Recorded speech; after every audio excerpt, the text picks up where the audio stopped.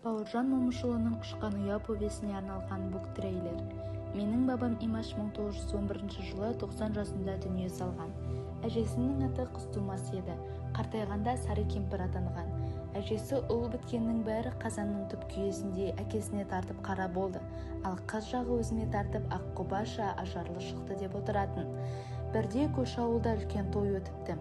Той ойын-сауықсыз бола ма? Үлкен киіз үйдің ішінде жігіттер мен қыздар айтысып отыр екен. Сол тойға Қызтумас әжесі де еріп келіпті. Кәрі құлағы елең етіп киіз үйден шыққан айтыс әнін естіп қалады. Бұл кімнің баласы екен деп сығалап қараса, өз Момышы екен. Әжесі сонда Момышқа айқай салып, баласын үйден қуып шығады. Бауыржан туған кезде Имашан жаққа кісі шаптырып, Момышқа хабаршы жібереді. Байтоқ Момышты көргенде бір ауыз сөз айта алмай құшақтап, жылай береді.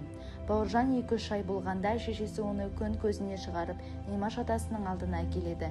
Атасы Бауыржанды алақанына алып, қолына жас таяқ ұстатып, құрық деп берсем құл болма, шыбық деп берсем шіл болма, бәрінен де шырағым, баяны жоқ ұл болма деп анасына қайтарып береді. Бірде Момыштың Момынқұл дейтін інісі әжесіне дауыс көтеріп қалады. Әжесі ашуланып, оны үйден қуып жібереді. Сол кезде үйге Момыш кіріп келеді. Әжесі оны айқайлап, арқасынан қағып, туысыңды тәрбиеле дейді. Мақұл әже деген Момыш үйден шығып кетеді. Ол Селкебайды жақсылап сөгіп, басқа ауылға бір аптаға жібереді. Сол аралықта әжесі Момынқұлды сағынып, Момыштан қашан келетінін сұрай береді. Момыш Бауыржанға ата тегінің аты жөнін үйрететін еді. Ол 7 атаға дейін жаттатып санататын. Ал келген қонақтар ең алдымен Бауыржанның атын сұрап, кейін 7 ата жөніндегі білімін тексеретін. Әжесі оған малдың тілін ұғуды үйрететін. Зұлым қасқыр, жымысқы түлкі, дәрменсіз қоян, сүйкімді қос, сұрапыл сұңқар туралы ертегілер айтып беретін. Әжесі қос сабаумен тұлақты кезек-кезек тырсылдатып жөн сабап отыр. Бауыржан жүгіріп келіп әжесінің иығын сілкілей береді. Ол не үйренгенін айтқысы келеді. Әжесі жөн сабып болған соң тыңдайтынын айтады. Бауыржанның екпіні бәсеңдеп қасына отырып, жөн шашып ойнай бастайды. Кіші әпкесі түйдекті жұлып алып, оны итеріп жібереді. Бауыржан ызаланып әпкесін маймылсың деп келемеждейді. Әпкесі де доңызсың деп жауап қайтарады. Екеуі бір-бірімен сөзге келіп ақыры жұлқысып кетеді. Әжесі күліп екеуін арашалап алады. Бауыржан әжесінен Құрмангүлдің қай жылы туғанын сұрап, оны да келемеждей бастайды. Құрмангүл сөз таба алмай жылап жібереді. Сонда әжесі бәрін отырғызып аңыз айта бастайды. Осы сәтте үйдің шаңырағына бір қарлығаш ұшып кіреді. Бауыржан ысқырып жіберіп, әжесінен ұрыс естиді. Біраз уақыт өткен соң алыс көкжиектен қатар түзген 4 салтатты көрінеді. Ауыл адамдары Серкебайдың келе жатқанын біледі. Бауыржан киіз үйге жүгіріп келіп әжесіне хабар береді. Әжесі қатты қуанып, жас баладай елпектеп кетеді. Серкебай келіп әпкесінің халін сұрап құшақтайды. Күндер өте келе Бауыржанның әпкесін бой жетіп ұзатылатын кезі жетеді. Бір күні ауылға 2 салтатты келді.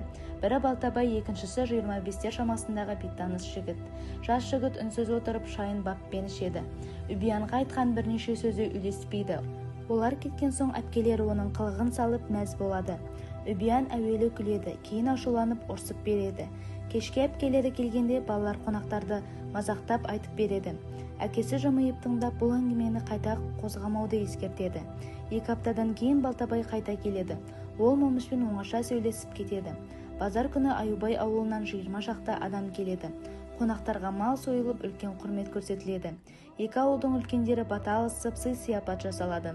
Қонақтар риза болып қайтады. 6 айдан соң Аюбай күйеу жолдасы оңдас екеуі елге келіпті. Бұл болашақ жармен жүздесу басы екен.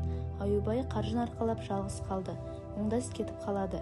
Мол сыйлықты көргенде жеңгелер көңілденіп көздері жайнап шыға келді. Сол кезде Үбиян күтпеген жерден тулап шыға келді. Күйеу баламен көрісуден бас тартып, бұлқан-талқан болып жүр. Оны жеңгелері қоршап алып айтып жатыр. Бірақ бұның бәрі ем болмады. Үбиянның өңі қоқыл тартып, дауысы қалтырап, ентігіп отырды. Жеңгелері айтқанымен Үбиян келіспейді. Аюбай ауылының әйелдерін Үбиянға жіберіп жағдайын біліп отырды. Ақыл айтып қыздың алды-артын орап алатын жеңгелер көбейді. Солай жүргенде тағы 6 ай өтіпті. Ауыл енді асыға бастады. Бір күні кешке Аюбай мен оңдас қоржын көтеріп елге қайта келді. Бұл жолы жеңгелер күйеу бала мен күйеу жолдасты қолпаштай күліп жайраңдап қарсы алды. Бәрі де күйеу баламен жүздесіп жақын таныспақ. Ондайда әрқайсысы өткір сөзбен, жарқын күлкімен көрінгісі келеді ғой. Күйеу баланы жан-жақты сынайды. Енді ел тартып, 2 жастық жүздестірер сәт туғанда Үбиян қарсыласып отырып алады. Жеңгелерінің айтқандарына, құрбыларының тілегіне де көнбейді. Ақыры Үбиян күйеу бала отырған отауға баруға келісіпті. Аюбайлан толқу үстінде тұрғанда Үбияндар кіріп келеді. Қалыңдық кіргенде күйеу жағы ізет көрсетіп, орнынан тұрып қызды аялап қарсы алатын салты еді. Аюбайлар абыржып, оны да ұмытады. Үбиян бұл қылықтарына шыдамай үйден шығып кетеді. Енді Аюбай намыстанып ашумен аттанбақ болады. Жеңгелер бар жайды түсіндіріп, Аюбайдың ашуын басып аттандырады. Аюбайлар кешірім сұрап, бұл оқиғаның елге жайылып кетпеуін өтінеді. Екеуі де лезде жолға шығып кетеді. 2-3 күннен соң Үбиян Аюбайларға бармаймын деп қарсылық білдіріп еді, бұл жолы әкесі ашуланып кетті. Әкесі Үбиянға қайта-қайта қарабет болар жайым жоқ деп ашуланады. Осылайша ұзату тойының уақыты келді. Ауылдың үлкен жеңгелері Үбиянды қолтықтап отауға қарай беттеді. Осы сәтте әйелдердің толқуында шек жоқ еді. Үбиянды ішке кіргізіп, осылайша тойда аяқталды. Келесі жылы әжесі ауырып төсек тартып жатып қалады. Әжесі өзінің дүниеден өтетінін біліп, балаларын қасына шақырып, қоштасып ақылын айтады. Осылайша әжесі көз жұмады. Бірақ оның тәрбиесі, мейірімі мен даналығы Бауыржанның бойында әрдайым жүріп, өмір бойы жол көрсетті. Әжесінің өсиеті мен үлгісі арқылы ол елін сүйген әділ әрі батыл адамға айналды. Балалық шақтағы әрбір сабақ, әрбір өсиет Бауыржанның тұлғасын қалыптастыруда үлкен рөл атқарды.